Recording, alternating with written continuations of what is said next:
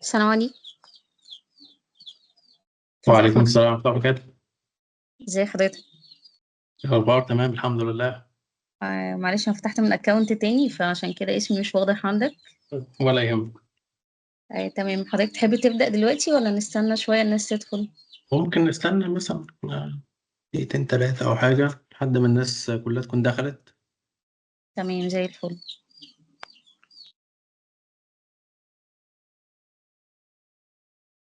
طب بالنسبة للناس اللي دخلت بالفعل ممكن تكتبوا لنا كده كل واحد مثلا بيدرس إيه أو بيشتغل إيه، بحيث إن هكون عارف إحنا شغالين لو في أمثلة أو حاجة معينة.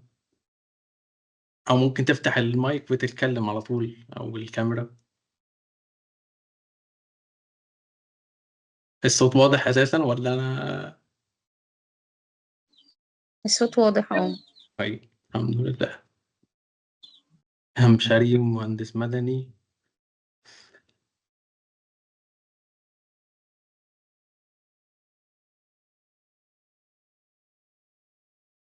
كلية التجارة ندى. ريسي مهندس اتصالات. بس طالب تجارة.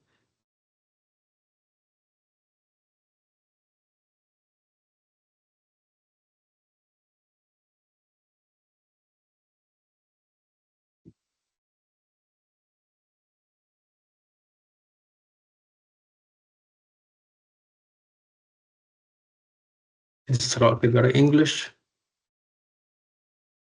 منا برضو تجارة.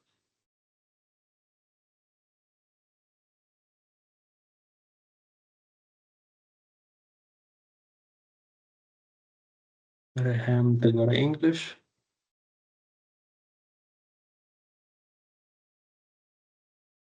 مريم تجارة إنجلش. منى تجارة.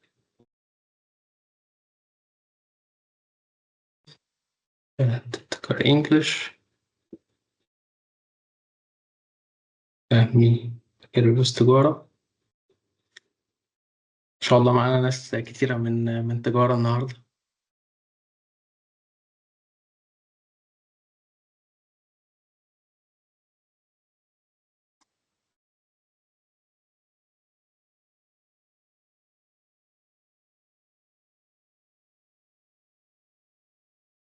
تالتة ثانوي. حلو جدا.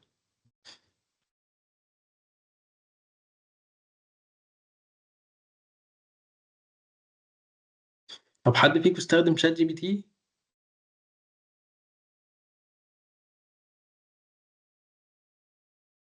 ممكن تفتحوا المايك على فكرة وتتكلموا. وسام أيوه. السلام عليكم. عليكم السلام كده. بص، هو انا استخدمته في الحاجات اللي هي الميلاد بتاعت الشغل يعني. اللي هو حلو. الشات جي بي تي بتاع الشغل حلو جدا، بكتب له الكونتنت اللي انا عايز اكتبه أيوه. وبيدي لي رد يعني خيالي صراحه، رد منظم جدا حلو. ومنمق يعني. حلو جدا. فعلا هو في الايميلات هيبقى حلو. بعمل سيرش عليه. حسام بتعمل سيرش عليه في ايه؟ دي حاجة حلوة.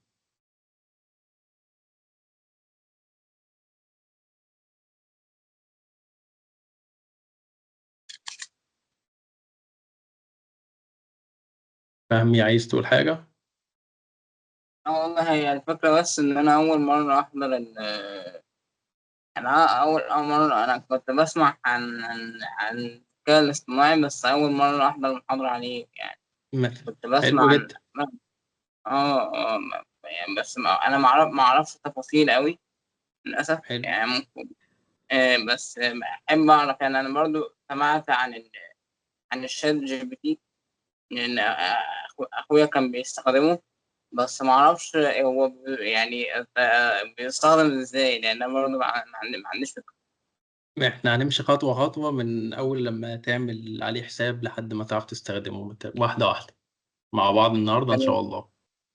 خلاص. هو السؤال إيه؟ بنسأل هل حد استخدم شات جي بي تي قبل كده ولا لأ؟ أي حاجة بدل جوجل يعمل عليه بيدي الإجابة واضحة أكتر.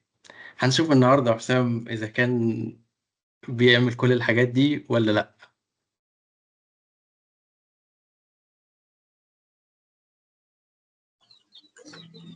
طيب بخصوص أستاذ بس حاجة أحمد، إحنا بدل جوجل، ممكن ايوه.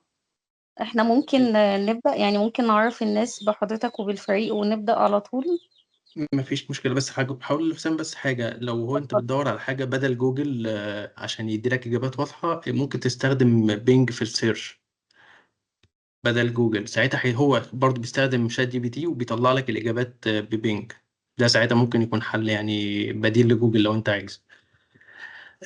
إسراء، أنا عملت بيه كفر ليتر قبل كده في تدريب في البنك. طب حلو، هنتكلم على موضوع الكفر ليتر بشات جي بي تي، مميزاته وعيوبه إن شاء الله. هحاول أكتبها معايا عشان ما انساش، ولو نسيت فكروني. ماشي يا دكتور إيمان مع حضرتك. تمام. السلام عليكم، ازيكم يا شباب؟ لو في حد أول مرة يحضر معانا ما يعرفناش، احنا فريق شباب بيحب الخير. ده فريق تبع لجامعة اسكندرية. أول بداية ليه كانت من 2011. كان عبارة عن 3 شباب فكروا إن هم يعملوا عمل تطوعي جماعي مع بعض. بدأوا 3 مع بعض. النهاردة الحمد لله بفضل حماس الشباب طبعا ومجهودات حضراتكم وصلنا حوالي 300 فرد، ومكملين الحمد لله من 2011 لحد النهاردة. الفريق بيعمل ايه؟ بيعمل حاجات جماعية كتير، بيعلم الناس العمل التطوعي بداية من شنط رمضان، وبنوزعها في القرى زي العرمية وبرج العرب. بيعملوا فعاليات في العيد الصغير، وطبعا أضحيات العيد الكبير.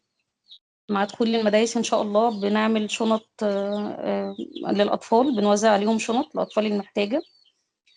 ومع دخول الشتاء بنعمل برضو بطاطين الشتاء. بعد الاستكشاف بندي للأسر المحتاجة. الفريق فيه أكتر من ملف، في منه ملف الصدقات، وده بيقوم بحفر آبار وبيعمل وصلات مية. وحاليا بيعمل بيت لحالة محتاجة، بيت العز بيجمع له تبرعات حاليا. وفي الملف الطبي، وده بنعمل فيه استكشاف لحالات مرضية بيتوزع عليهم علاج شرعي، وفي حالات عمليات. وملف التدريب اللي احنا فيه حاليا بيعمل سيشن تدريبي كل شهر من مجموعة مهارات مختلفة، سوفت سكيلز، مهارات تدريبية، مهارات في الإدارة. وطلع منه بقى شباب بيحب التوظيف. ده كانت فكرته ان احنا بنرجع سي في للشباب اللي لسه متخرج من الجامعة او اللي بيدور على شغل. بنراجع السي في واللينكد ان بروفايل. استاذ احمد وباشمهندس محمد عملوا مع بعض الناس سيموليشن للانترفيو، علموهم ازاي يتعمل انترفيو سواء عربي او انجليش. وقريب قوي ان شاء الله هنضم ناس جديده معانا. لو في حد لسه ما دخلش في الفريق وحابب يدخل، هينزل على البيج الرسميه بتاعتنا كل جديد ان شاء الله. بالنسبه بقى لمحاضره النهارده، استاذ احمد معانا عضو في شباب بيحب الخير تبع كليه علوم. هو خريج كليه علوم جامعه اسكندريه، واخد البكالوريوس من هنا، وعمل ماجستير في الهندسه الكيميائيه من تايوان. حاليا هو باحث في احدى المعاهد المختصه بالابحاث الدوائيه في المانيا. اهلا بيكم استاذ احمد. شكرا معي. هي- شكرا هيدينا جزيلا. مقدمة طبعا بقى عن الاي اي والشات جي بي تي. حضرتك معاك المايك بقى، اتفضل. شكرا جزيلا. شكراً. خلينا نحاول نعمل شير سكرين.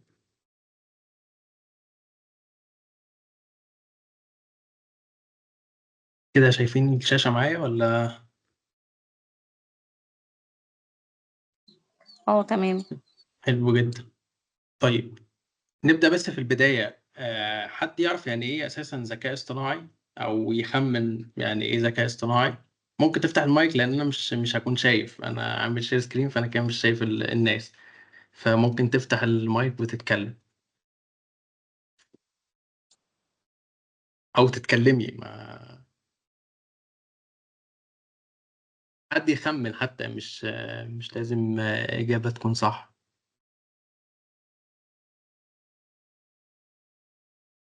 او قلت مثلا همشري. همشري ايه انت ايه تفكيرك لما بيجي في بالك كلمة ذكاء اصطناعي؟ آه، يعني بيجي في بالي اللي هو مثلا الكمبيوتر مثلا، او يعني الحاجات اللي ليها علاقه بالكمبيوتر دي بيبقى عنده داتا كبيره جدا، داتا بيس حلو. كبيره، يعني عنده معلومات عن كل مجال، وفي كل انحاء العالم في ناس بتشارك بمعلومات، فهو المعلومات دي هو عنده، بما ان هو مش انسان يعني، فعنده ذاكره كبيره جدا بقى ومعلومات ضخمه قوي، وبيعرف يبروسس المعلومات دي بشكل اسرع من الانسان البشري يعني. حلو. بس فلما تساله على حاجه، هو بقى بما انه عنده داتا كتير قوي قوي وعنده معارف كبيره جدا، فبيعرف يرد عليك، يعني بيبقى ذكي، يعني بنسميه ذكاء اصطناعي عشان هو بيعرف يرد عليك بسرعه، وفي نفس الوقت هو عنده معارف رابطها ببعض، يعني عامل لينك بين كل معرفه والتانيه، يطلع داتا صح يعني. تقريبا ده اللي فاهمه يعني. تمام. تمام، حلو جدا. ايه تاني؟ ايه حد تاني عنده ايه تصور تاني؟ ايه هو ممكن يكون الذكاء الاصطناعي؟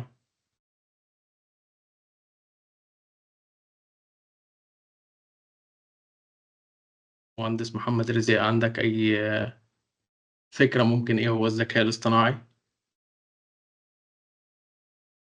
كمان مش لازم اكلم الناس باسمائها، ممكن كل واحد كده عادي يفتح المايك ويتكلم، انا مش بعض، ما تقلقوش.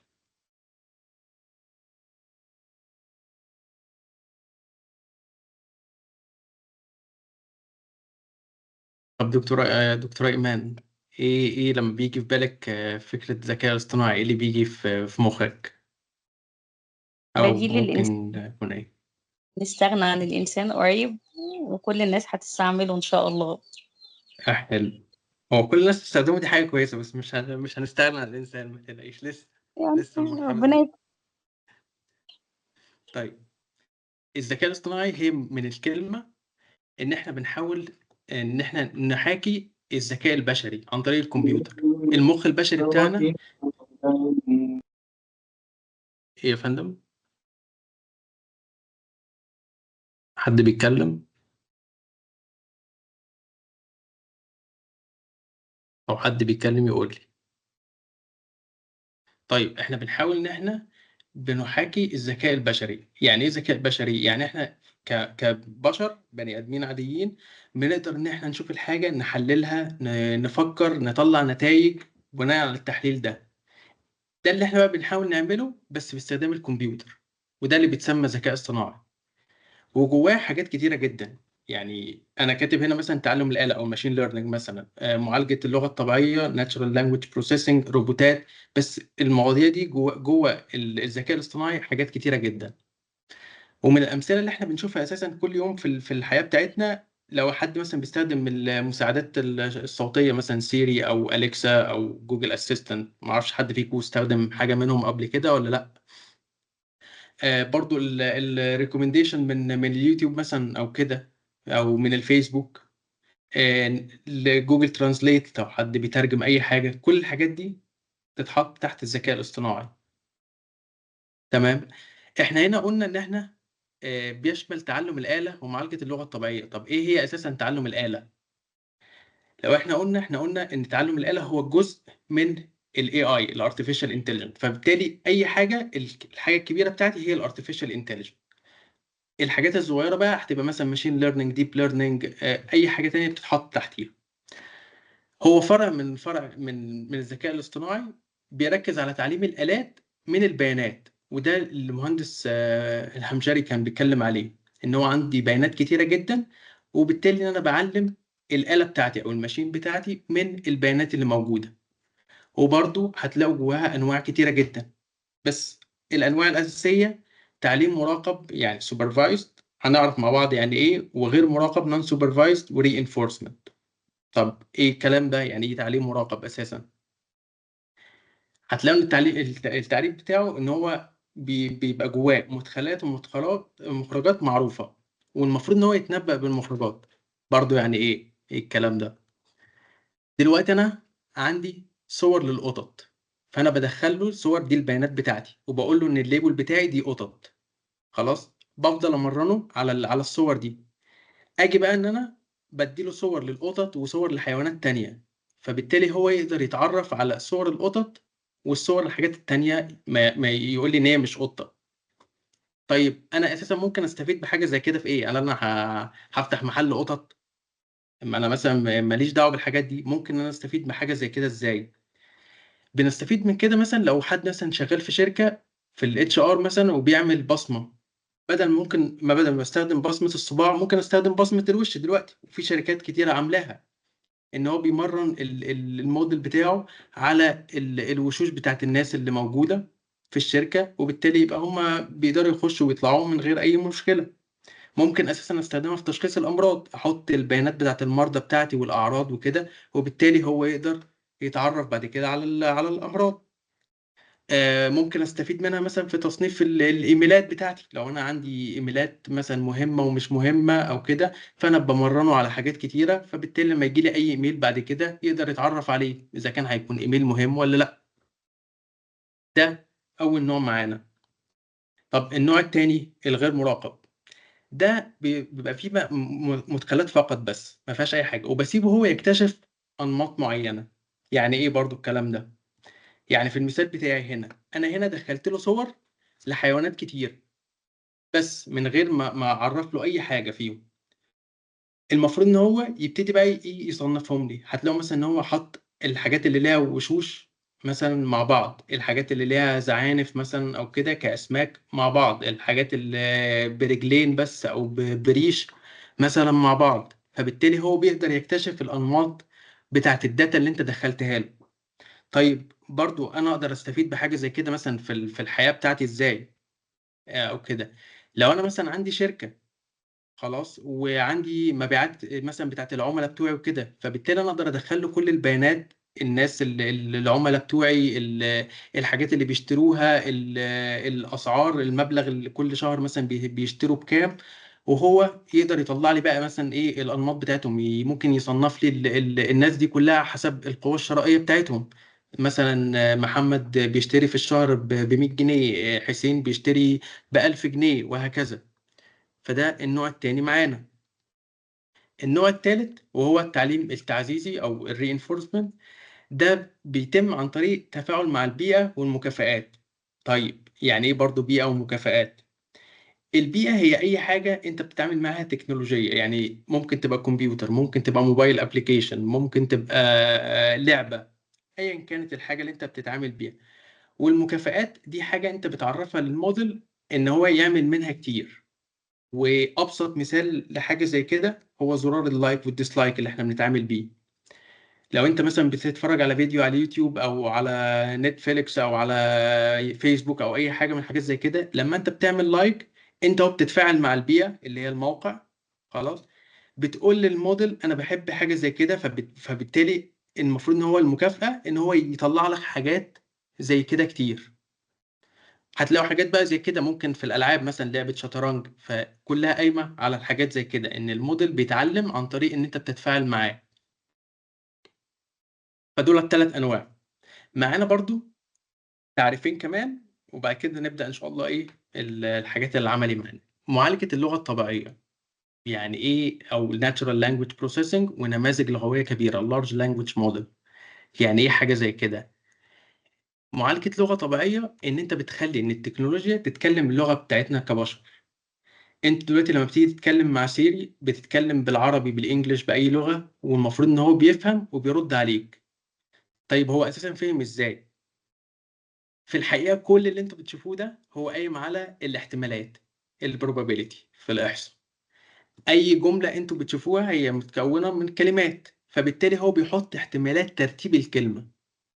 فمثلا لو انا عندي مثلا هاي ويند تو نايت ولارج ويند تو نايت، هو بالنسبه له هاي هتبقى 97% البروبابيليتي الاكتر من لارج.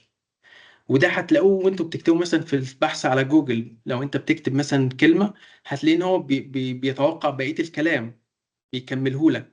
كل ده قايم على الاحتمالات. فدي معالجة اللغة الطبيعية.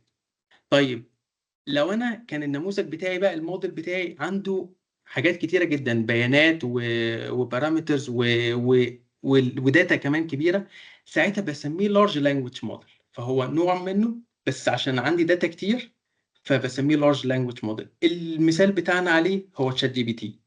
فتشات جي بي تي هو اللارج لانجويج موديل، بيمشي ان هو بيكتب الحاجات بتاعته عن طريق الاحتمالات عشان يكون الكلمة او الجملة اللي انتوا بتشوفوها في الردود بتاعته. طيب ازاي ان احنا بقى نفتح حساب على تشات جي بي تي او كده هحط لكم اللينك في الشات معانا، بحيث لو حد عايز يبقى معايا هنفتح مع بعض.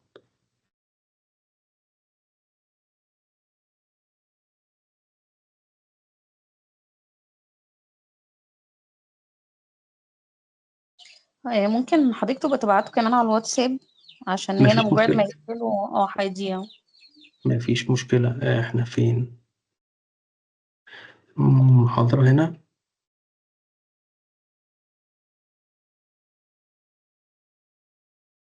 اهي كده. احمد من فضلك بس ممكن تبعت الميتنج اي دي والباس كود علشان في كذا حد مش عارف يدخل على جروب المحاضره برضه.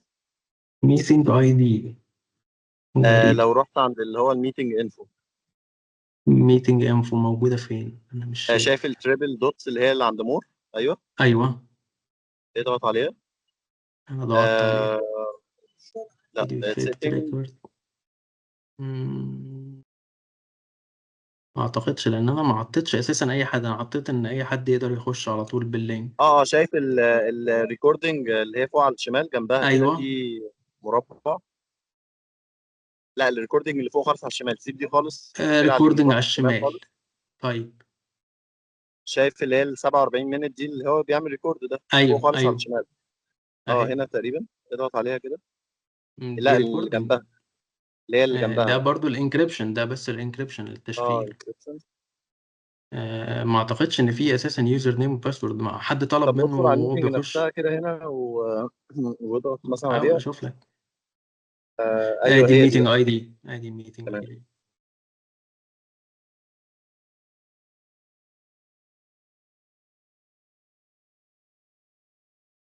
تمام.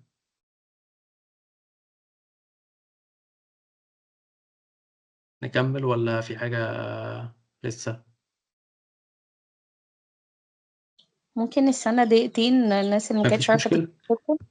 ما فيش مشكلة، ممكن الناس كمان تفتح اللينك أو كده، ولو عايز تمشي الخطوات. لو بس هو يعني إن أنت تعمل ريجستريشن عليه زيه زي أي فيسبوك أو أي برن أو أي موقع، بس هنعمله خطوة بخطوة برضه. هو انت بعت الميتنج لينك على على جروب الواتساب بتاع المحاضره؟ أعتقد مش ده جروب الواتساب بتاع المحاضرة؟ هو طيب.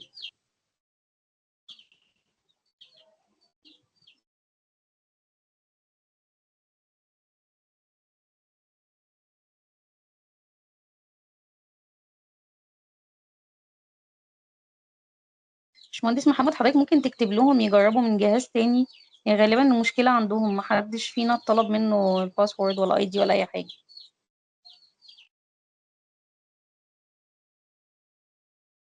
طيب احنا لحد هنا حد عنده أي سؤال؟ طب في الجزء التعريفات والكلام من ده، ممكن تكون عمال ما المشكلة الناس تخش. أصلا مش مسجلين على الابليكيشن. قول لي تاني معلش. ممكن المشكلة تكون عندهم إن هم مش مسجلين على الابليكيشن أصلا، فعشان هم مش مسجلين فبيطلب منهم الاي دي، فلازم يسجلوا الأول على مايكروسوفت عشان يقدروا إن هم يدخلوا.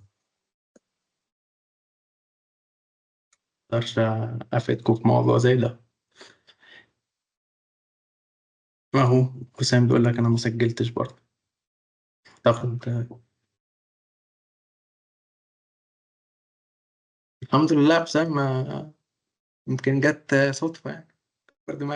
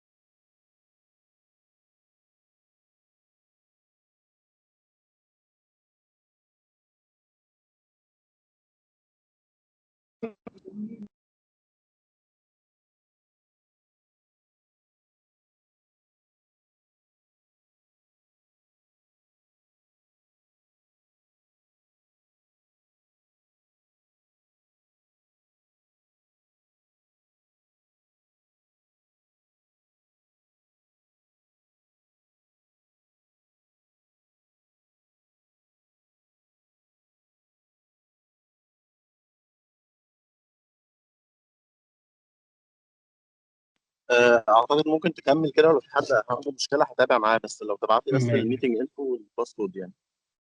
انا حطيتها على الجروب، انت مش على الجروب ولا ايه؟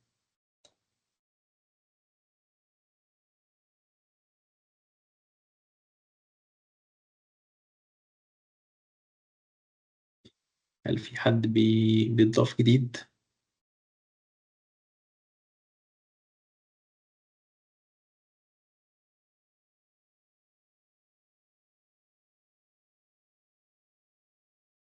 طيب خلونا احنا نكمل، والناس اللي تخش تخش براحتها.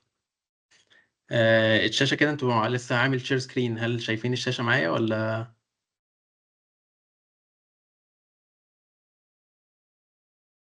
حد بس يرد علينا عشان. تمام، الشاشة واضحة. طيب الحمد لله. فهتدوس على اللينك اللي احنا فتحناه عادي، اللي بعته على الجروب. هيبقى عندك لوجن، تسجيل دخول، او ان انت تسجل اساسا على تشات جي بي تي، تعمل اكونت عليه. هتدوس على مستخدم جديد ساين اب. هيطلب منك بتدخل الايميل بتاعك، او ممكن بجوجل الاتنين، او بتوع مايكروسوفت او ابل. فمثلا هخلينا نخش مثلا بجوجل. فانا عملت حساب شباب بيحب الخير @جيميل. خلاص. فساعتها بيقول لي موافق ان انت جوجل تستخدم من اوبن اي اي بتاعت شات جي بي تي، فبقول له ايوه.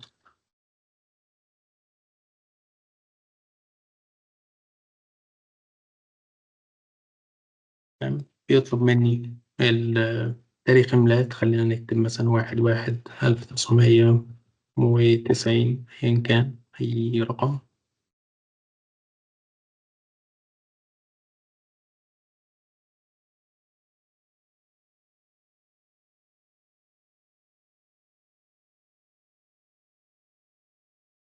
حلو. ادي احنا كده سجلنا في شات جي بي تي، مفيش أي حاجة تانية هتطلب منك. هتلاقي على الجنب الشمال دي الحاجات اللي انت هتبقى بتبحث عليها، هتبقى بتظهر لك هنا. طيب بستخدمه ازاي؟ هتلاقي البوكس اللي موجود هنا ده، بتكتب فيه السؤال اللي انت عايزه. مثلا let's say ما عاصمة السنغال؟ انا مش عارف. بدوس انتر، فقال لي عاصمة السنغال دكار. تمام. فاستخدامه ان انت بتكتب في البوكس ده، وبالتالي بتشوف السؤال اللي انت عايزه او كده، وبتدوس انتر. ده كده التسجيل من على الموقع. كمان في موبايل ابلكيشن ليهم، فممكن تنزله برضو تشات جي بي تي. بس اتأكد ان الشركة اللي عاملاه اوبن اي اي، عشان في كذا نوع تاني. فنزل الحاجة من اللي هي من اوبن اي اي، سواء بقى على جوجل بلاي او اب ستور، الاثنين. طيب نرجع تاني للحاجة بتاعتنا هنا. فدي الخطوات كلها ان انت ازاي تعمل حساب على شات جي بي تي. هنا ان احنا قلنا ازاي ان احنا نستخدمه. اللي احنا كتبناه السؤال بتاعنا مثلا او كده، كان اسمه برومبت، اللي هو ما عاصمة السنغال، دي بتتسمى برومبت. طيب ايه البرومبت؟ دي فيها التعليمات اللي انا عايز اساسا ان هو يعملها، او السياق بتاعي، او بيانات ادخال. انا سألته سؤال خلاص. ممكن يبقى برضو مؤشرات الاخراج. يعني ايه مؤشرات الاخراج؟ يعني انا عايز ان يطلع لي النتيجة في صورة مثلا موقع HTML، عايزها في صورة ملف وورد، ايا كان الحاجة اللي انا محتاجها. فدي المكونات بتاعتي بتاعت البرومبت، ومش لازم اكون محتاج الاربعة. يعني احنا في السؤال بتاعنا في عاصمة السنغال انا كنت بس محتاج سؤال بس. تمام. فدي الحاجة. احنا ممكن نسأله في حاجة تانية، يعني ممكن نجرب معاه حاجة. حد فيكم بيحب الأكل؟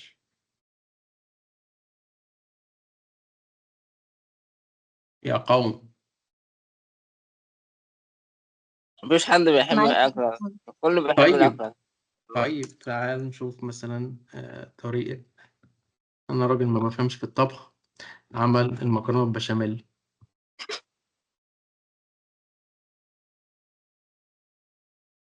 احنا خلينا نكتب برومبت جديدة.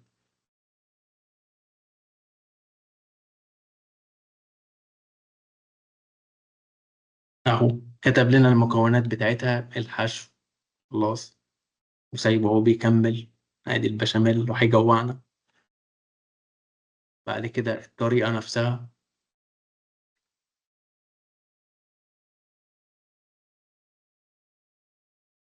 فلحد هنا هل طريقة الاستخدام بتاعته صعبة ان انت تستخدمه كتسأل سؤال او اي حاجة من الحاجات زي كده؟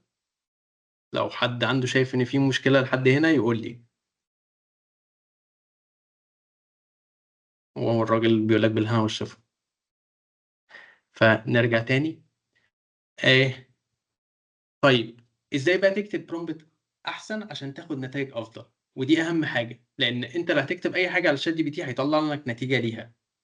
لكن الفكرة كلها ازاي انت تكتب حاجة كويسة فبالتالي هو يقدر يطلع لك نتيجة افضل. اول حاجة ان انت تكون واضح ومحدد. يعني بتقول له اكتب مثلا، اكتب مقال عن كذا، لخص الكتاب ده. فانت بتقول له حاجة واضحة ومحددة. حاول تحط التفاصيل بتاعتك في البرومبت على قد ما تقدر. حاول بحيث ان هو يقدر ايه يفهم ويطلع لك نتائج للتفاصيل اللي انت حطيتها له. هنا في النقطة الثالثة، لو البرومبت أكتر دقة النتائج هتبقى أفضل. طب إيه الفرق ما بين أكتر دقة مثلا وإن هو يكون واضح؟ ما هو لازم واضح، هي نفس الدقة. أنا لو قلت له هنا مثلا لخص المقال ده، أنا أهو كنت واضح. أو مثلا بس يعني إيه لخصه؟ يعني هيبقى حاجة أصغر، بس أنا ما قلتلوش برضو أصغر دي يعني كام، يعني صفحة، صفحتين، 10 صفحات. ما ممكن يكون المقال ده 20 صفحة، هو لما هيلخصه لك في 10. لكن لما اقول له مثلا لخص لي المقال ده في 250 كلمة، هنا بقيت انا ادق في الكلام بتاعي. وده الفرق ما بين الاتنين. ممكن تطلب من النموذج ان هو يتبنى شخصية. يعني ايه؟ يعني انا دلوقتي HR وعايز اعمل اعلان، فبالتالي بقول له انت HR واعمل لي الاعلان الفلاني. انا مثلا عايزه يعمل لي مثلا برنامج غذائي، فبقول له انت اخصائي تغذية واعمل لي مثلا البرنامج الغذائي. على حسب بقى الشخصية اللي انت عايزها، محامي، مهندس، دكتور، ايا كان، محاسب، اللي انتوا عايزينه. ممكن تستخدم محددات ان انت بتعرفوا بيها ان دي مثلا عنوان، ودي مثلا كأنك بتنظم الافكار. فمثلا ممكن تستخدم علامة الشباك. لو انت مثلا في البرمجة او كده ممكن تحط علامات التنصيص. الحاجات دي بتفهمه ان ده مثلا حاجات تنظيمية ليه عشان يقدر يفهم بسهولة. ممكن تحط له أمثلة. يعني إيه؟ يعني أنا دلوقتي بكتب كتاب، خلاص، أنا كتبت كتاب قبل كده، فأنا عايزه يكتب بنفس الأسلوب بتاعي. فبالتالي بديله جزء من الكتاب اللي أنا كتبته، وأقول له اكتب مثلا حاجة جديدة بقى، مثلا موضوع الكتاب الجديد اللي أنا عايزه بالأمثلة عن طريق الأسلوب ده. نفس الكلام ممكن أستخدمه في الإيميل. أنا مثلا بكتب بطريقة مثلا معينة الإيميلات بتاعتي، مثلا سواء في اللغة الكلمات أو الحاجات زي كده، أو معطيله كذا إيميل ليا. فبالتالي يبقى فاهم الطريقة اللي أنا بكتب بيها إزاي، فبالتالي يقدر يرد على الإيميلات اللي جاية.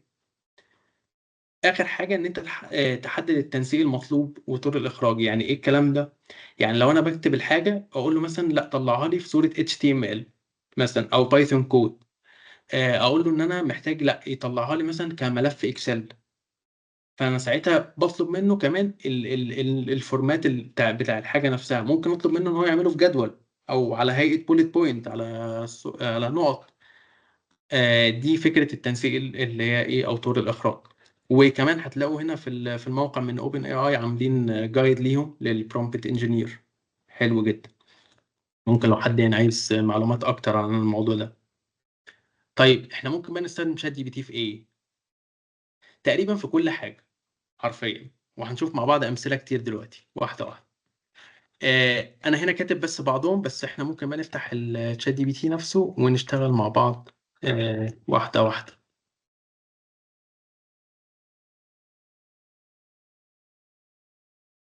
هو سفير حاضر معانا المحاضرة ولا لأ؟ باشمهندس أيوة. محمد رزاق أنت هنا؟ لا، ما دخلش.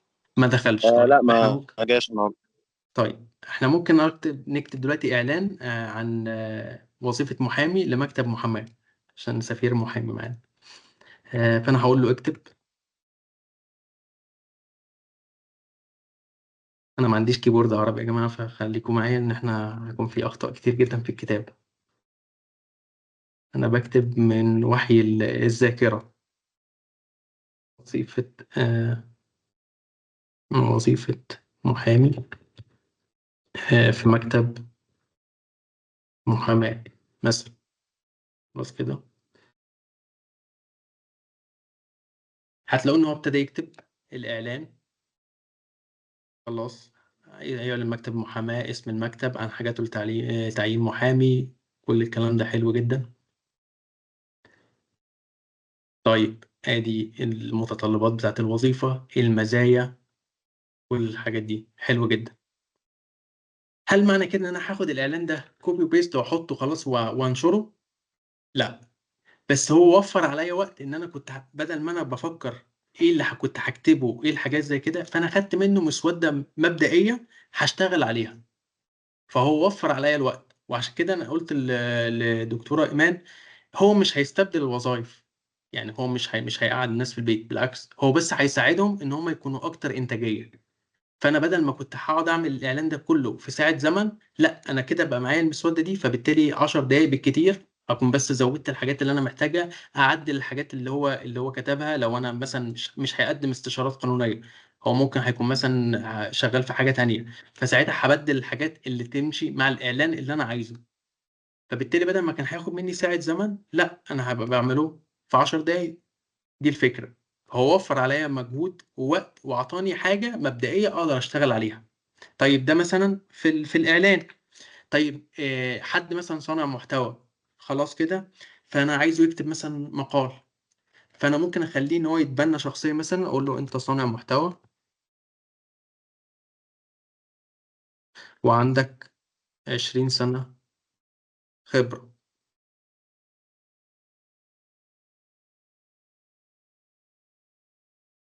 فاقول له مثلا اكتب مقال لا يقل عن 500 كلمة عن الذكاء الاصطناعي. خلينا نسأله عنه.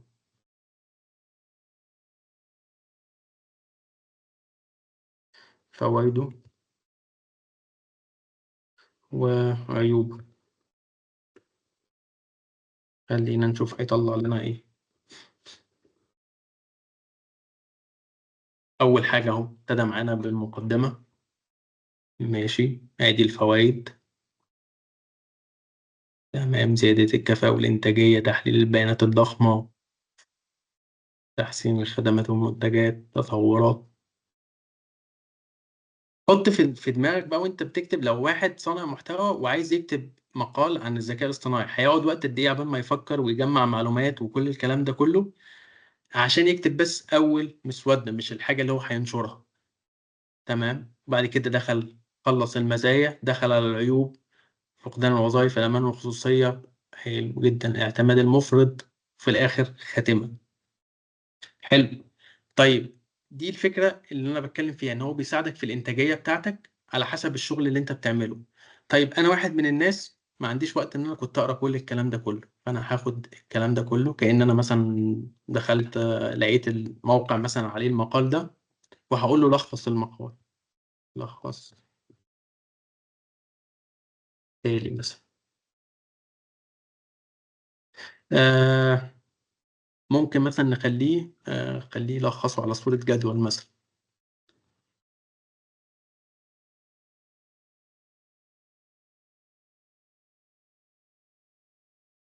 خلينا هنشوف حلها. ابتدى ان هو ادي العنوان، ادي الفوائد. تمام، هو لسه شغال في الفوائد، بعد كده يبتدي في العيوب.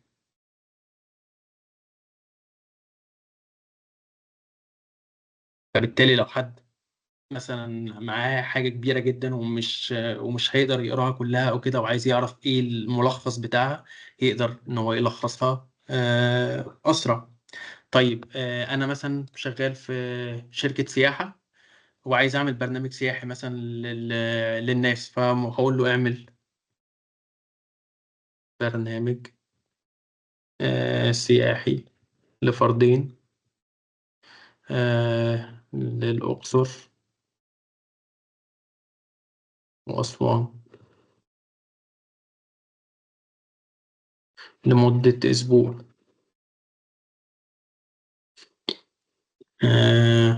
خلينا نشوف هيطلع لنا الأيام عاملة إزاي. أول حاجة أهو هنوصل الأقصر، هنقعد في الأوتيل. بعد كده ماشي اكتشفنا المدينة. اليوم التاني معبد الكرنك، الأقصر، وادي الملوك. حلو جدا. بعد كده دخلنا على أسوان. فساعتها ممكن يديني أفكار. لو أنا مثلا عندي شركة سياحة، إيه الأماكن التانية اللي ممكن تتزار؟ لو أنا مثلا كنت عاطي البرامج مثلا لحاجات معينة، فبالتالي أقدر أزود بيها الأماكن عن طريقه، أعرف بيها إيه الأماكن التانية اللي ممكن أحطها معايا. ممكن يساعدني في ترتيب الحاجات. فدي النقطة. ده مثلا جزء، مثلا برنامج. مهندس همشاري كان بيتكلم ان هو بيرد بيه على الايميلات، ودي برضو ممكن نعملها سوا. خلينا نشوف مثلا ايميل، حاجة تكون بسيطة. خلينا هنا مثلا اخر ايميل. انا مش عارف، انا هعتبر نفسي ان انا مش عارف هما ايه اللي باعتينه، وهاخد الايميل. خلاص.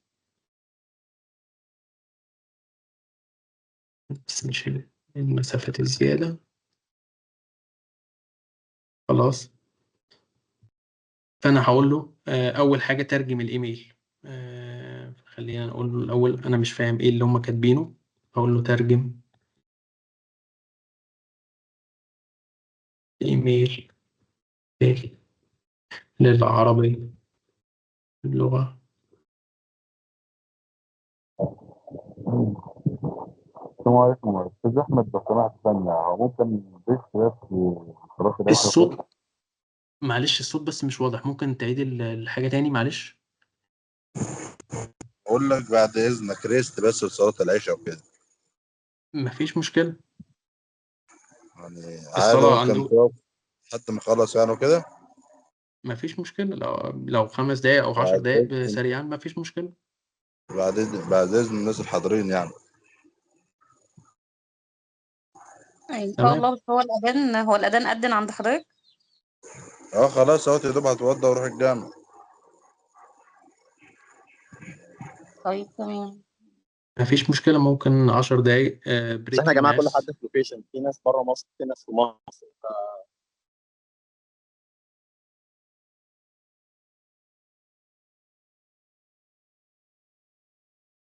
قولوا لي ايه. استاذ احمد، حضرتك بس ممكن تعيد موضوع الايميل ده؟ انت خدت كوبي ولا عملت ايه؟ عشان ما خدتش انا بالي. خدت كوبي من عندي. خدت كوبي ودخلته عليه؟ انا دخلت عليه بس قلت له فوق في الاول ترجم الايميل الاول للعربيه. لسه ما ترجمش. انا مش عارف هم كاتبين ايه. تمام. فانا عايز افهم طيب. الاول هم كاتبين ايه. فانا ممكن طيب. استخدمه هو كمترجم يعني. والمقالة اللي حضرتك كنت بتقول عليها، هو أيوة. بيبقى جايب المعلومات من أماكن تراستد ولا ما حلو. مش هنعرف متحدد؟ بقى هنعرف بقى مع بعض. ما هي دي بقى الفكره، هنعرف مع بعض دلوقتي. انا بوريكم اهو كل المميزات بتاعته، وهنشوف مع بعض الجانب المظلم منه. تمام. هو بس نفهم الناس إن أستاذ أحمد مش موجود معانا في مصر، هو موجود في ألمانيا. فلو في حد حابب يسأله على حاجة في وقت الصلاة مفيش مشكلة. احنا دلوقتي 9:15، ممكن نرجع 9:30. مناسب مع حضرتك؟ تمام. تمام.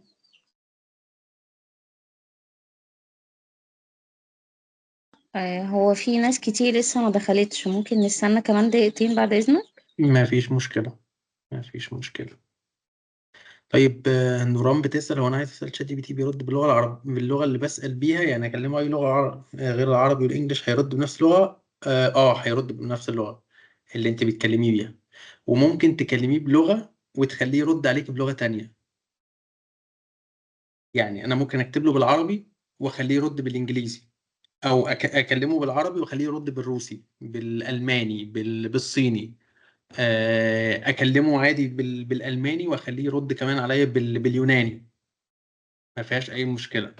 يعني لو انت كتبت له اللغه الاولانيه هيفضل مكمل عليه بيها. لو انا عايزه يغير كمان اللغه، ممكن اقول له احدد له في الكلام بتاعي، في السؤال بتاعي، يرد بانهي لغه. وعشان كده قلت لكم في البرومبت خليكم دايما محددين. هديكوا دلوقتي مثال، هو هيبقى واخد الكلام ورا بعضه، يعني هو مش هيفكر. فهناخد مثال الايميل، هوريه لكم ان هو مش هيفكر، لكن لو انا قلت له يعمل ايه ساعتها هيعمله. بس اللغات اللي انا جربتها، يعني اللي انا متاكد منها ان هو بيعرف يرد بيها، كانت عربي، انجليزي، الماني، صيني، يوناني، وفرنساوي. ما جربتش لغات تانية. بس لو حد فيكم عنده لغات تانية مثلا روسي أو كده، ياباني، ممكن يجرب معاه ويقول لي هل بيرد ولا لأ. بس في الصيني كان بيرد كويس. بس ما جربتش مثلا ياباني ولا روسي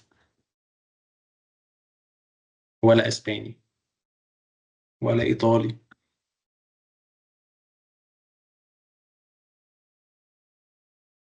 حد عنده أي برضه سؤال أو أي حاجة تانية؟ بس مش كل الإجابات بيقولها بتكون صح، أوقات بيجاوب غلط، ده حقيقي، وده هنعرف منه دلوقتي كل الجانب المظلم بتاعه. أنا بحاول بس أديكم نبذة عنه والأسئلة والحاجات اللي إحنا ممكن نستخدمه فيها، ولكن هو له جانب مظلم تاني يعني. دي حقيقي، مش كل الإجابات بتكون صح. بس افتكروا دايما إن أنا قلت لكم إن أنتوا مش تاخدوا منه الكلام كوبي وبيست. يعني مش تاخد الكلام اللي يطلع، ولو أنا مثلا بكتب مقال برد على الإيميل أو كده، دايما هقراه الاول ودايما هعدل عليه. هي الفكره ان هو بيساعدني ان انا اسرع من الشغل اللي انا عملته. بدل ما كنت هكتب ايميل كامل من الاول للاخر، لا، هو اعطاني الدرافت بتاعي، خدته وعدلت عليه. فبدل ما كنت هقعد فيه مثلا نص ساعه، بقيت بعمله في 5 دقائق. دي الفكره.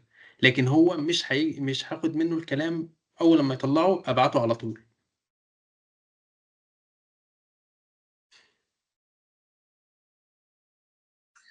ممكن نبدأ يا أستاذ أحمد؟ ما فيش مشكله. اكيد هو حلو جدا وبيوفر في وقت حاجات ومجهود، انا معاكم في حاجات زي كده. فهنرجع طيب للايميل، وهستخدم معاك اللغات ونشوف مع بعض هيعملها ازاي. احنا خدنا اهو الايميل تاني يا دكتورة ايمان، انا خدت كوبي وحطيته بس في البوكس بتاعي. تمام. تمام. هشيل بس المسافات. أو حضرتك ممكن تعمل شير سكرين؟ انا اسف، انا نسيت.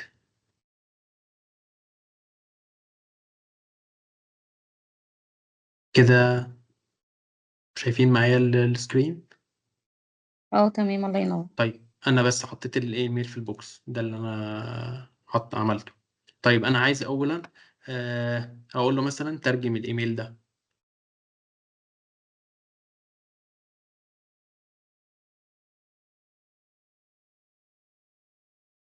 واشوف هيقول لي ايه. هنا انا لو انا كتبته بالعربي فبالتالي فهم وترجمه لي للعربي. فهي دي الفكره. فهو ما فكرش كتير، هو خد الكلام اللي في الاول وقام محوله. طب لو انا عايز اقول له لغه تانية بقى معينه، يعني انا هكون بكتب بالعربي، خلينا نغير نعمل تعديل عليه. مثلا للصين، للغة الصينية.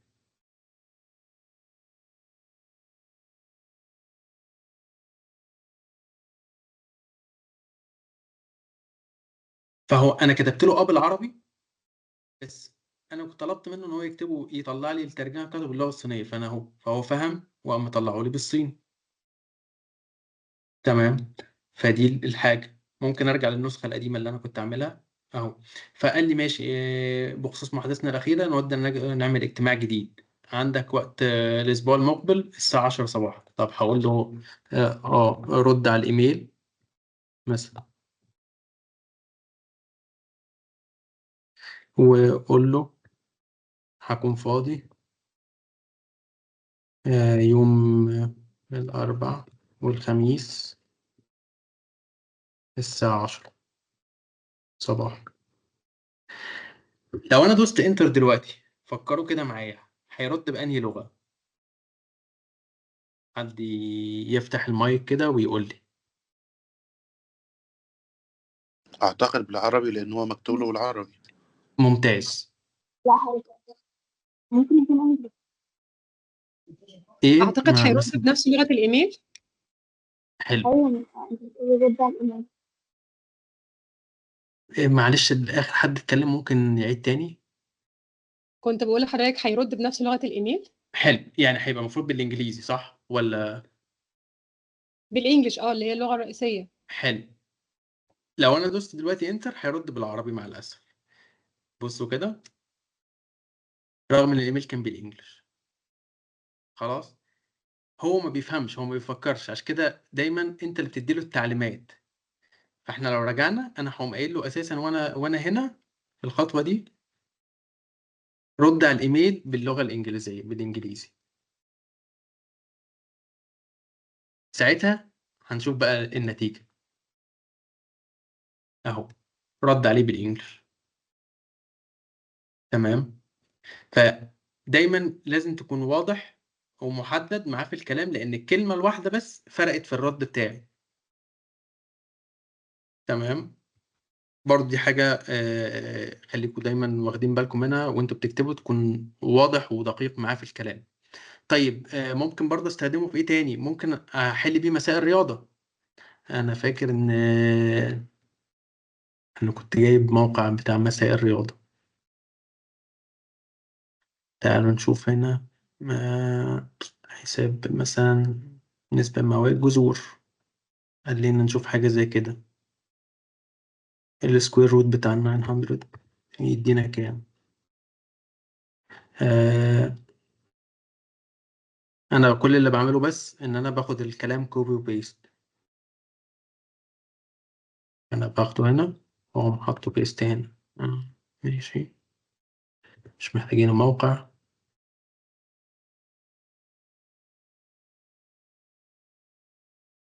حلو، طلع لي 30. لو انا معايا اساسا مسألة حسابية مثلا او كده ممكن اصورها وادخلها له. دي حاجة. فممكن ان هو انت تستخدمه في المسائل الرياضة. الناس بتاعت هندسة او كده هيبقى بيساعد في حاجات زي كده. طيب احنا بخصوص الترجمة، احنا اهو انا معايا ممكن اترجم مقال كامل بلغة تانية انا معرفش اساسا هو بيتكلم عن ايه. هقول له مثلا ترجم المقال ده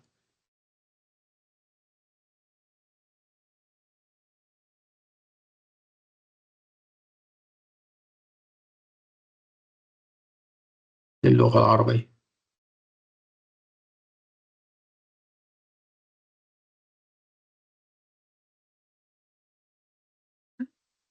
انا بس بحاول اخد الكلام بس وما اخدش الصور.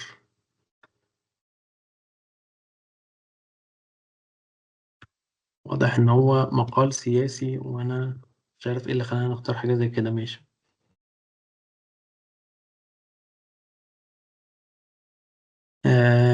نوقف لحد كده ونعمل ونشوف هيطلع لنا ايه. طيب ضربات حزب الله وانسحاب من خان يوسف. ادي هو ترجم لي المقال من لغة انا اساسا مش فاهم هو ايه المكتوب او اي حاجة. ممكن كمان اخليه يلخصه. ممكن اقول له لخصه مثلا، لخصه على هيئة نقاط. طيب ممكن أخد مثلا لو أنا هترجم كتاب أو كده، يعني هو الحد الأقصى اللي بياخده قد إيه؟ معلش الصوت بس مش واضح، معلش ممكن حضرتك تعيد تاني؟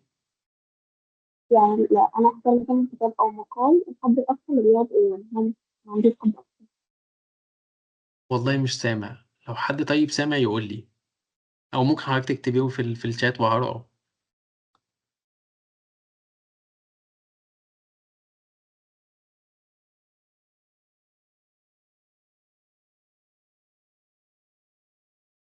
لو حد كان سامع السؤال او كده ممكن حد يبلغني بيه. اعتقد الاستاذه كانت بتسال الحد الاقصى لو الحجم الكتابه او الكميه اللي يقدر يرد فيها تقريبا. هو اعتقد اخر نسخة الاو كانت 1000 توكن اعتقد. بس هي مش بتتحسب يعني بالحسابات. يعني انت اديله المعلومات كلها وهو هيعرف يتعامل معاها. بس الفكرة ان انت حاولي تحطي كل الحاجات في برومبت واحدة. ما تكتريش في ان هو ان احنا نعيد كتير، لان انا ممكن دلوقتي بقول لك ان هو 1000، بس مثلا هسأله 4 5 أسئلة متواصلين مع بعض، مع الخامس هيبتدي ينسى الحاجات اللي كانت في الأول، بس في حاجات تانية هيكون لسه قادر ان هو يستوعبها ويفتكرها معاكي ويجاوب معاكي كويس. هي دي الفكرة. لكن لو انت حطيت ال5 كلهم مع بعض في اول برومبت واحدة، واستخدمتي المحددات ان انت عطياله مثلا علامة الشباك مثلا ده سؤال، ان ده السياق بتاعه، الحاجات زي كده، ساعتها انت هتوفري عليه ويبقى فاهم كويس جدا ويديكي اجابات لل5 أسئلة مع بعض. واضحة؟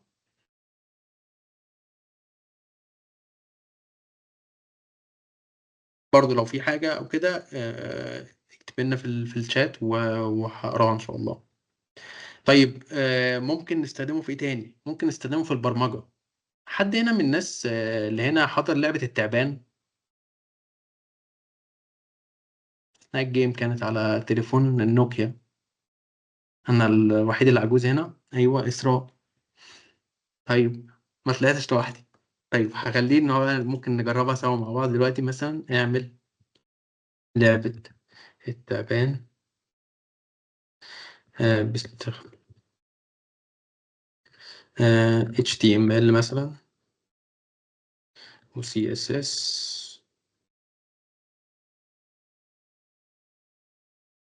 وجافا سكريبت مثلا. بس خلي الكود في ملف واحد. قلتلكوا دايما خليكوا دايما محددين. انا لو كنت دوست انتر لوحده قبل ما احط السطر الاخير ده، كان هيعمل لي 3 ملفات، ملف HTML وملف CSS وملف جافا سكريبت. انا عايز كل الحاجات كلها، التنسيقات والحاجات زي كده كلها تبقى في ملف واحد. فهقوم دايس انتر ونشوف سوا مع بعض. ابتدى ان هو يكتب لي الكود بتاعي. نصيحة وانت بتستخدم الكود ما تاخدهوش كوبي وبيست خالص، لان هنا دي مش معلومات هتنقلها. انت ممكن ما تعرفش ايه اللي انت هتعمل له ران عندك على الجهاز. فانا هاخد نظرة سريعة بس كده.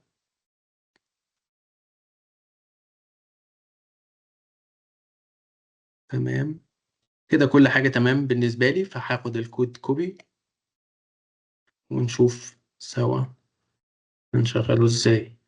نوت باد.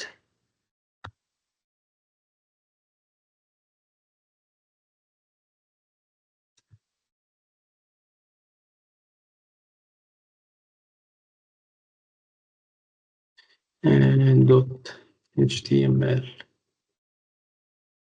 نحطه على الديسكتوب ونقفل ونجرب نشوف.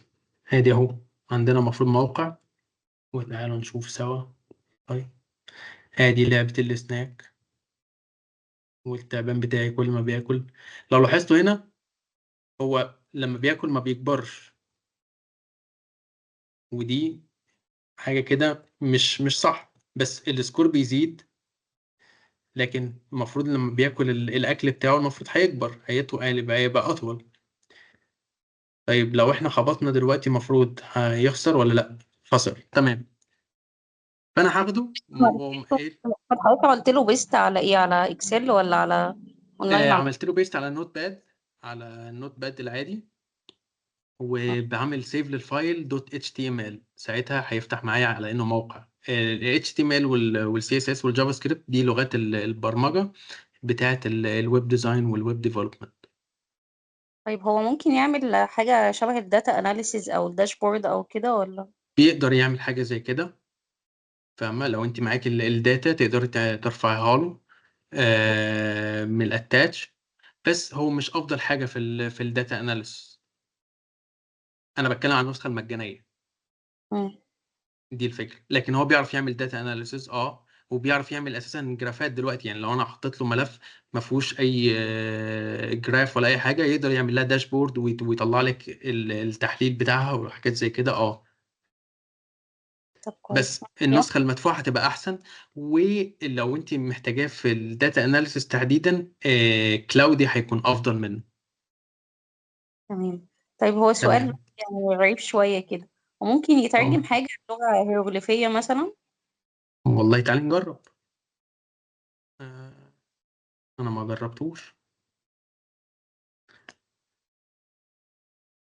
ترجم مثلا، احنا عايزين يترجم حاجة للغة الهيروغليفية ولا من هيروغليفي العربي؟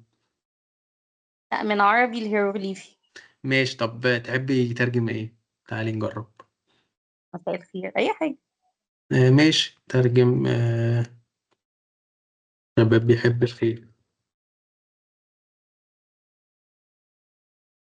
للغة اللي هي، ما اعتقدش ان هو يعرفها، بس تعالي نشوف. طيب لا، اهو صورة اشخاص رجال، ما من الاسف ما فيهاش. تمام. بس احنا ممكن نجرب العكس، ممكن نشوف نص هيروغليفي ونشوفه هيعرف يترجمه ولا لا.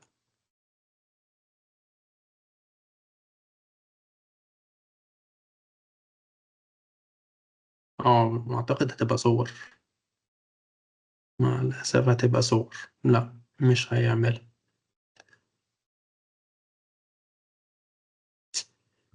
بس لو في حد معاه كتابة هيروغليفية ممكن يبعتها لنا في الشات ونجربها.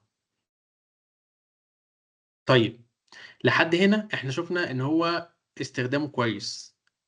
تفتكروا بقى هل هو فعلا زي ما انتوا يعني بيطلع نتائج حلوة وكده، ولا زي ما الناس قالت ان هو ساعات بيطلع اجابات غلط ومش دقيقة، او الحاجة اللي هو بيطلعها كمقالات كأي حاجة كده موثوق فيها ولا لا؟ ايه الإجابة بتاعتكم؟ حد يتطوع؟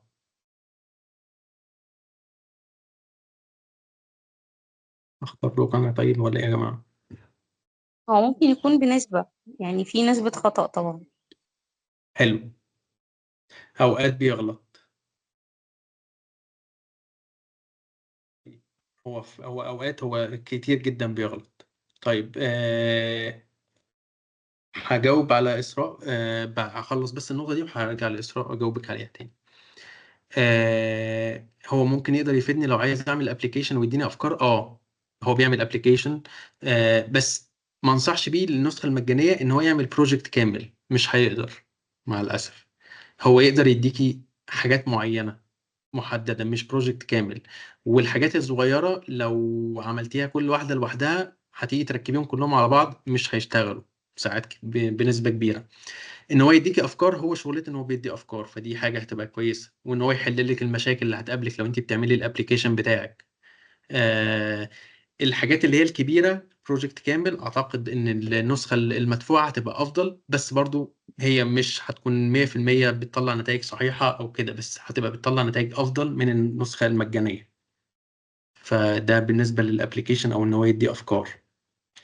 تعالوا نجرب مع بعض ان هو يديني ريفرنس للشغل بتاعي. انا دلوقتي بشتغل اهو، انا عايز بحث مثلا، هقول له recommend me 5 research paper عن لو انا مثلا بعمل essay معين في الشغل بتاعي about fluorescence polarization say that has reversed IC50 curve. خلاص.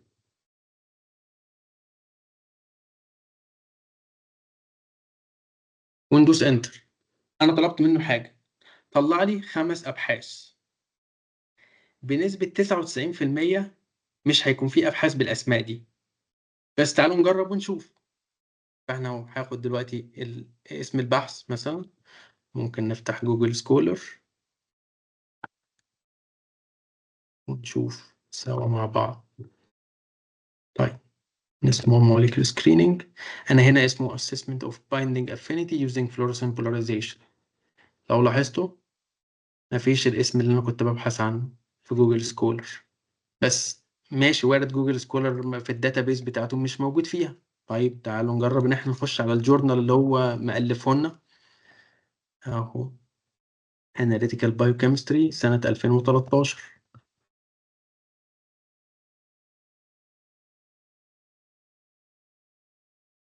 ونجرب نشوف فين الإشوانس بتاعتهم.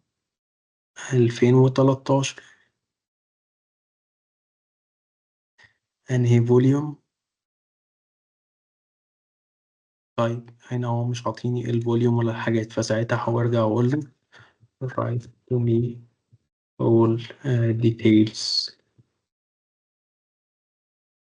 year issue and page.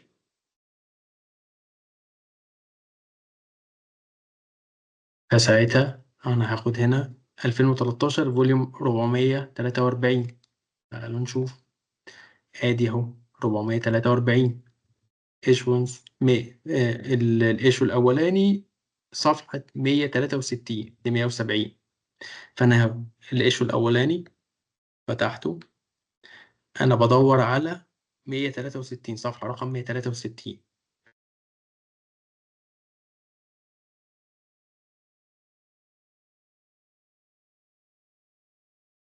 هنا احنا فين؟ طيب اخر حاجة لو لاحظتوها 116. فما فيش اساسا، ما فيش بحث بالاسم ده اساسا، هو الفه دلوقتي معانا. شايفين؟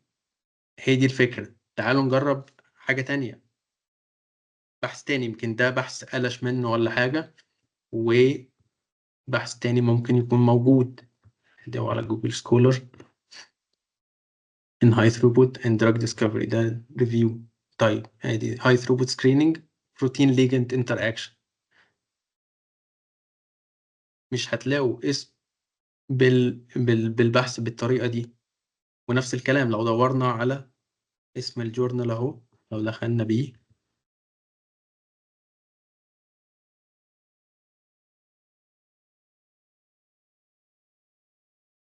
اساسا ما اعتقدش ان في اسم جورنال بالاسم ده، بس ماشي، انا ما اتوقعش ان في جورنال بالاسم ده اهو. ما فيش بالفعل، ده مجرد تأليف منه. فده الجانب المظلم منه، ان هو مش هيقول لك ما اعرفش، ومش هيقول لك مثلا ما فيش او كده، هو هيألف اي اجابه، والاجابه هتبقى باينه ان هي مقنعه. يعني هو شايف ان هو كاتب لي كلام منطقي، ادي اسم البحث، الناس اللي نشراه، منشور فين، سنه كام، وايه السمري بتاعه. فهو كاجابه منظمه جدا وشكلها حلو جدا، بس واقعيا ما فيش حاجه بالاسم ده اساسا موجوده.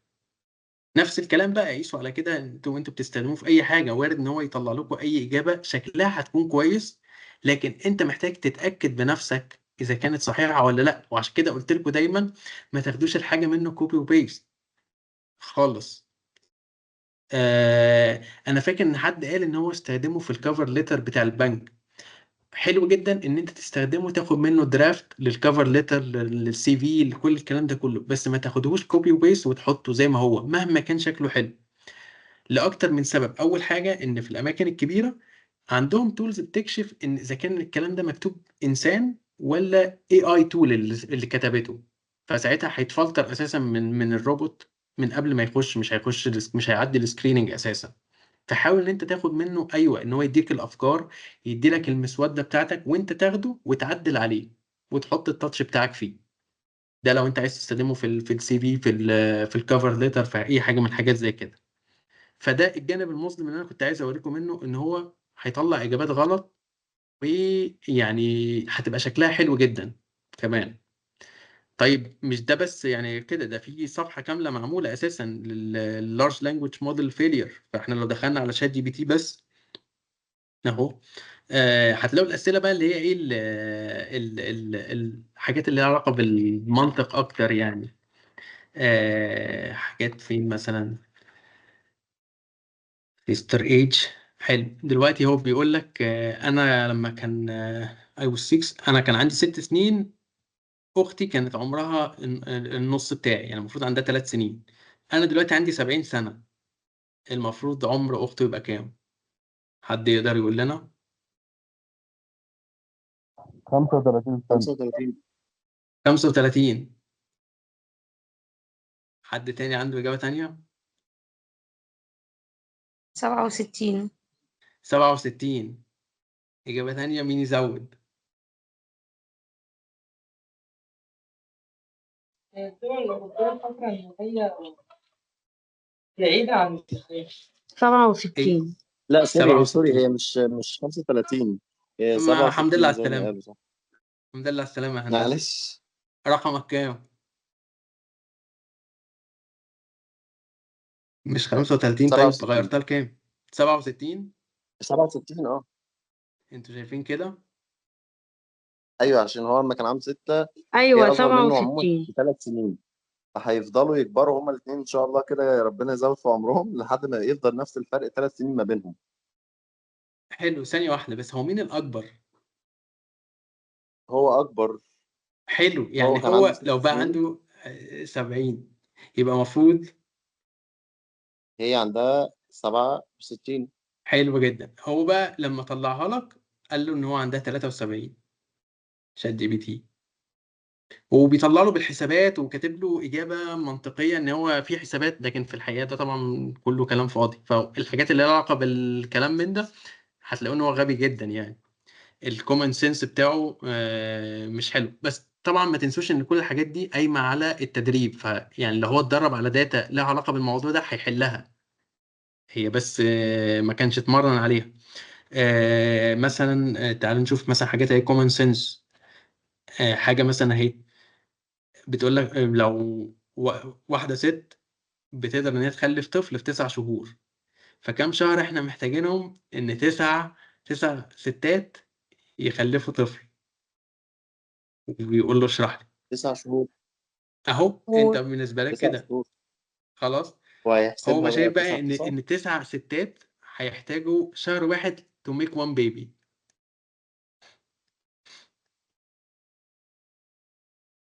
فاهم؟ مثلا لو كان في حاجه في hallucination دي كانت برضو موجوده. 1 plus 1 دي برضو حاجه هتلاقوها كتير جدا مع شات جي بي تي. هو كتب له what is 1 plus 1 فكتب له 2. حلو جدا. لما شككه في نفسه، يعني قال له انت متأكد ان هما مش 3؟ قال له انا اسف، الإجابة بتاعتي ما كانش صح، 1+1 بتساوي 3. فاهمين؟ هو بيحاول يرضيك انت وخلاص. فانتوا برضو ركزوا في حاجة هو زي بيريح كده. الزبون يعني. ايوه. بيريح فده الزبون. فدي حاجة مهمة جدا، ان الإجابات مش هتكون صح دايما، وانت محتاج تبقى انت اللي بتراجع المعلومات كاملة وراه، ايا كانت شكلها حلو بقى تدي ان هي حقيقية او كده. فدي حطها في دماغك دايما. فدي كانت النقطة. فدي كانت الأمثلة. خلاص طيب، تعالوا بقى نتكلم مع بعض في المميزات والعيوب بتاعته. احنا قلنا طبعا المميزات زي ما انتم شايفين ان هو سهولة الاستخدام، ان انت بتكتب بلغتك ايا كانت ايه اللغة، وان انت بتقدر تستخدمه في حاجات كتير. ودي الطفرة اللي اوبن اي اي عملت بيها شات جي بي تي. الاي اي كان موجود من قبل شات جي بي تي بسنين، بس الطفرة اللي هم عملوها ان انت تقدر تستخدمه في حاجات كتيرة جدا مع بعض. انا هنا كنت بستخدم جوجل ترانسليت في الترجمة، بس كنت بستخدم اي حاجة تانية لمهمة معينة. انا هنا بقدر استخدمه في استخدامات كتير، وفي نفس الوقت بلغة بسيطة، وبيطلع لي اجابات سريعة. طيب العيوب بتاعته ان هو مش دايما هيكون دقيق. لو المحدودية الفهم للسياق والحاجات المعقدة، ودي اللي انا قلت لكم لما حد كان بيسأل لحد امتى يقدر يتسأل، لو سألته كذا سؤال 10 أسئلة ورا بعض، يعني كل إجابة تستنى وتديله الإجابة للسؤال اللي بعدها وكده، هيكون نسى الكلام ويبتدي ان هو يطلع إجابات غلط. اهم مشكلة هتكون موجودة في لحد دلوقتي في الشات جي بي تي او اي حاجه شبيهه، هي امن المعلومات، لان هو قايم على المعلومات، فهو بياخد الداتا اللي انت بتديها له دي ويتمرن عليها اكتر واكتر. فدي مشكله هتبقى بتقابلك، ان انت ما ينفعش تشارك معاه اي حاجه حساسة، أي معلومات شخصية أو أي حاجة من الحاجات زي كده، ودي مشكلة.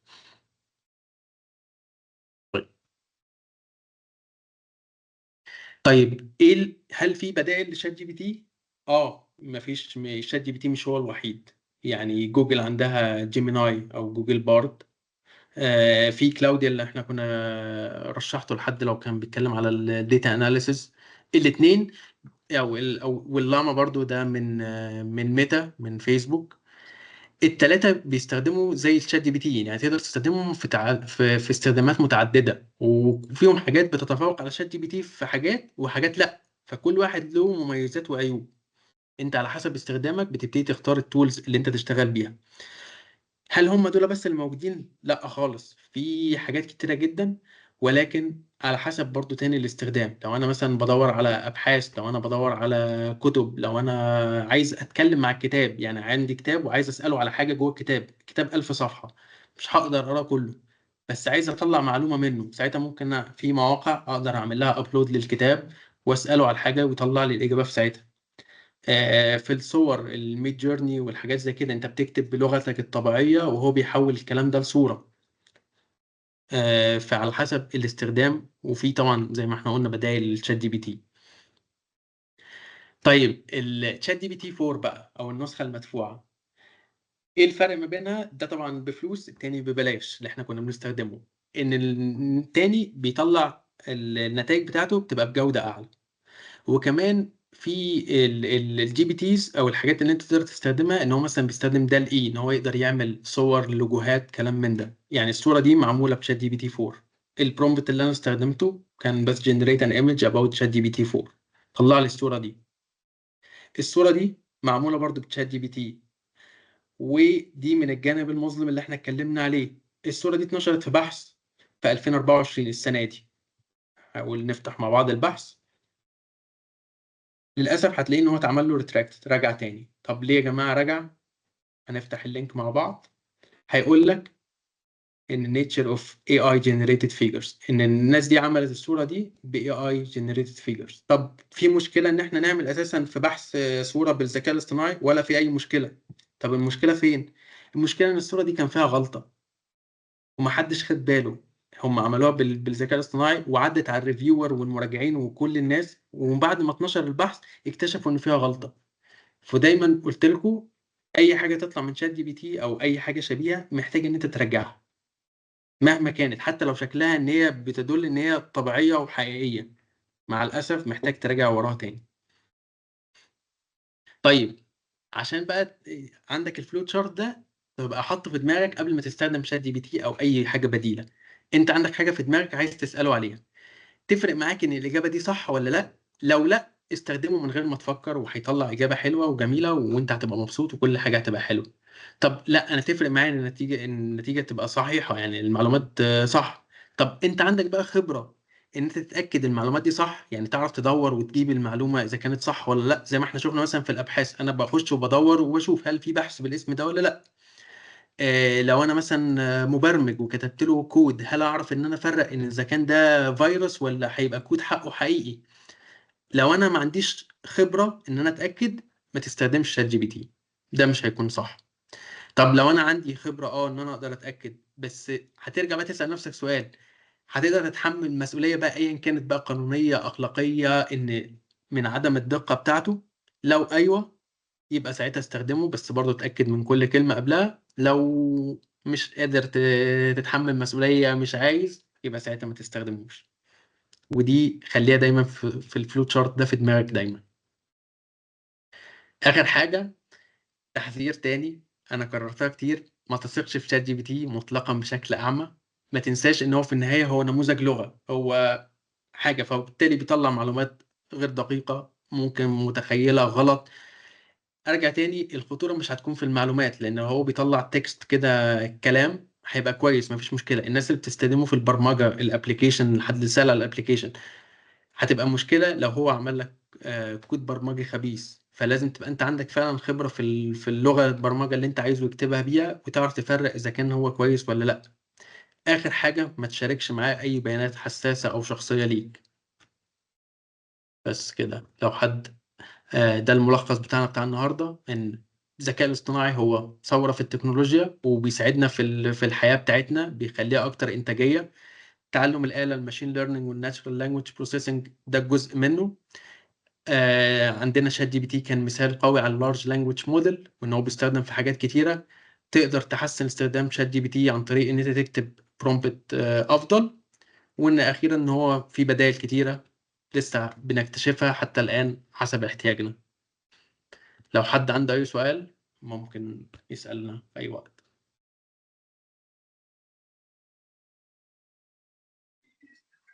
طب هو حضرتك لو دخلت له حاجة معينة وطلبت منه انه يطلع لك بحث بيها، فطلع لك شوية حلو معلومات، هتتأكد ازاي حلو. بقى؟ ما انا دخلت انا بدور على البحث نفسه. هل مش هو بيقول لي دلوقتي ان الكلام ده موجود في البحث الفلاني؟ لا، قولي لي. طب ايه السؤال تاني؟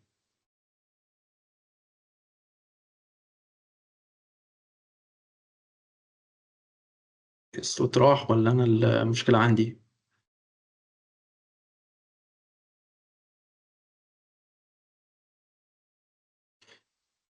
هل في حد بيتكلم طيب؟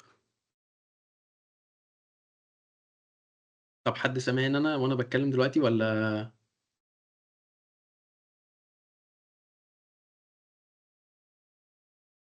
هو تمام الصوت موجود بس هي تقريبا في مشكلة عندها في الصوت.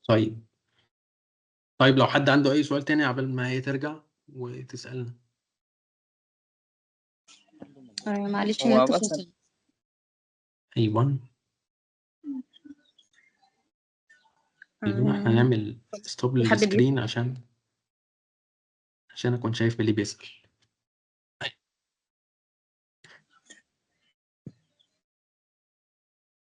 في حد يعني كان بيسأل.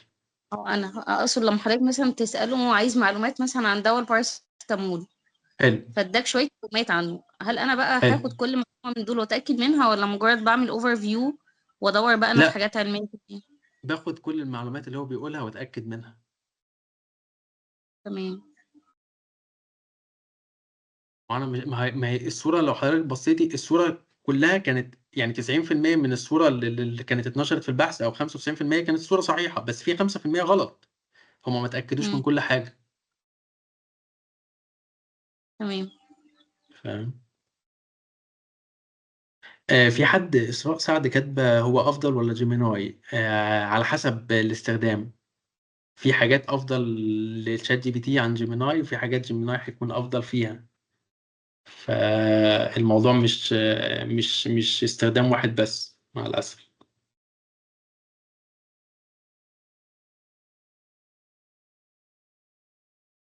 حد عنده أي سؤال أو استفسار أو أي حاجة مش واضحة معايا؟ هي المحاضره كانت ممتعه جدا الحقيقه، يعني خدنا من وقت حضرتك كتير قوي، بس هي فعلا المحاضره كانت تستاهل يعني. ربنا يخليك. أستاذ أحمد، أنا عايز أسأل سؤال. تحت أمرك. لو أنا مثلا ينفع مثلا لو أنا شغال في الشات جي بي تي إن هو يعمل أيوة. حاجات شبه السجلات المحاسبية أو حاجات زي كده؟ حلو.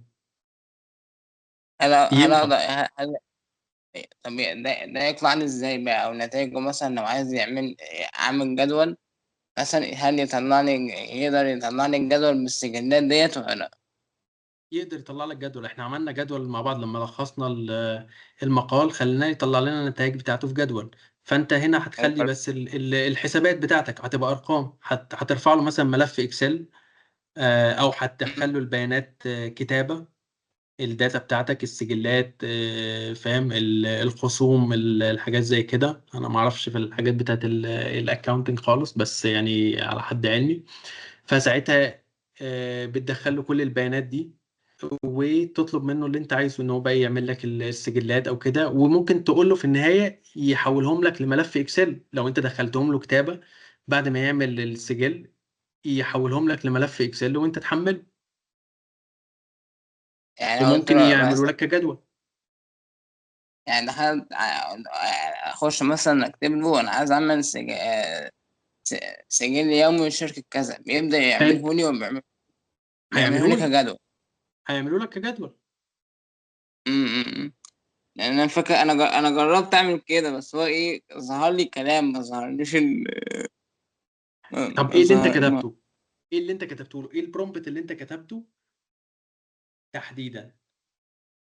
انا قلت له طريقه عمل مثلا السجلات المحاسبيه، فبدا هو يشرح لي بالكلام ان انت المفروض حلو جدا. حاسب ما انت ما قلتلوش حاسب اعمل لي عارف. سجل تجاري. ما انت لازم تقول له، افتكر ان كانت اول حاجه في البرومبت ان انت بتطلب منه طلب. اكتب كتاب، لخص مقال. انت هتقول له اعمل لي سجل، مش اشرح لي طريقه عمل السجل او طريقه عمل السجل. انت هتقول له اعمل لي السجل على طول.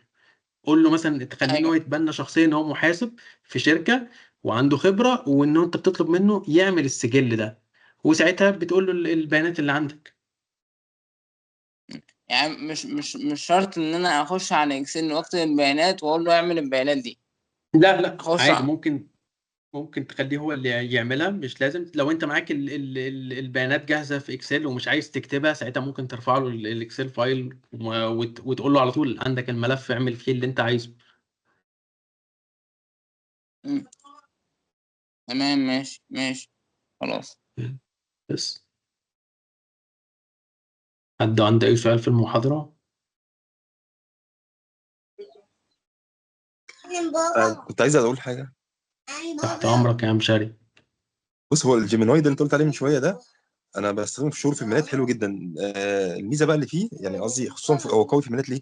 يعني مثلا انت تكتب له مثلا موضوع معين، وبعدين حلو بعد شويه كتبت له اكتب لي ميل تاني، هو بقى عنده من حلو الذكاء اللي هو يربط الميل القديم بالميل الجديد ويرد حلو. بناء على الميل القديم، فدي حاجه عجبتني فيه طيب جدا. طيب، هقول لك على حاجه حلوه. انت عشان حاطط الاثنين في في نفس الموضوع مع بعض، يعني انت كملت على نفس السؤال الاولاني، ما كتبتش برومبت جديده خالص للجيميناي. لان انت لو عملت برومبت جديده مش هيبص على القديمه. اه فهمت، يعني أنا فاهم؟ عشان انا كملت على فدي اللي اول فات. حاجه، ودي هتلاقيها برضو في شات جي بي تي لو انت سالته في كذا سؤال. بس الاثنين مع الاسف لما هتكتر في الاسئله ورا بعض هيبتدي ان هو ينسى الحاجات اللي كانت في الاول. مم. هو ما زال جيميناي في النقطه دي اقوى، لانه التوكن بتاعته كانت اعلى من شات جي بي تي. فانا معاك في النقطه زي كده. ميزه تانية للجيميناي ان هو اساسا ممكن الملفات الاكسل مثلا لو فهمي مثلا بيعمل بيه الحسابات وكده، مش محتاج ان هو يكون عنده اساسا اكسل ولا اي حاجه. ممكن يربطها بجوجل شيت ويفتحها من على الجوجل درايف على طول، فهم مربوطين ببعض لان الاثنين بالجيميل مثلا.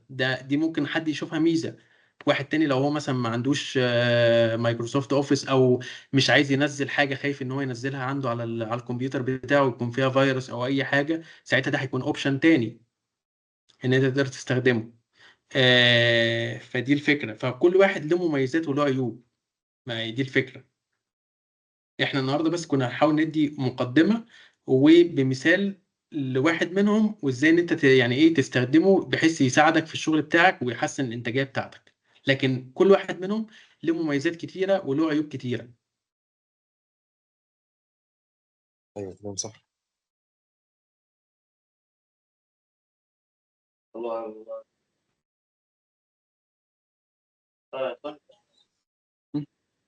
انا مش سامع، لو حد سامع يقول لي. حد عنده أسئلة تانية للأستاذ أحمد؟ أنا بفكر حضراتكم اللي عايز شهادة إلكترونية ممكن يبعت لنا الاسم ثلاثي على الجروب، وإن شاء الله هيتبعت لحضراتكم استمارة الفيدباك، ممكن تملوها علشان لو في حاجة معلومة عايزين تدوها لنا أو فكرة جديدة نستفيد منها. نشكر أستاذ أحمد على وقته ومجهوده، صراحة ليكم المحاضرة كانت جميلة جدا. ليكم. وأستاذ أحمد هو اللي كان بيراجع السيفيهات للشباب، فلما نفتح ويف تانية لو حد من حضراتكم عايز السي في بتاعه يتراجع أو اللينكد إن بروفايل ممكن يبعته لنا. ويا ريت حضرتك تشوف لنا وقت تاني نكمل فيه بقية محاضرات الجي بي تي. باذن الله.